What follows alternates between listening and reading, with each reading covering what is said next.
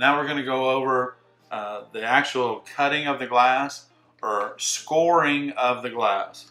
The first tool we're going to use is our trusty square. I'm telling you, you're going to love this item in your toolbox.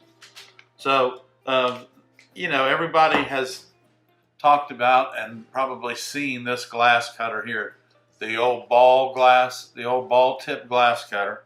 And I want to show you because not a whole lot of people know what these three little grooves here are for. So once you score the glass with this glass cutter, and this is the first glass cutter that I ever used back in the 70s when I started working in the industry. So we're going to score that. And then this little groove here, believe it or not, just goes right there.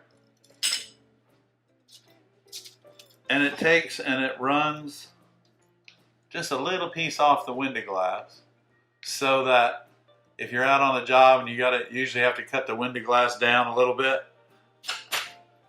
that's what this is for. These grooves here are for 3/32, 1/8, and 3/16 glass. So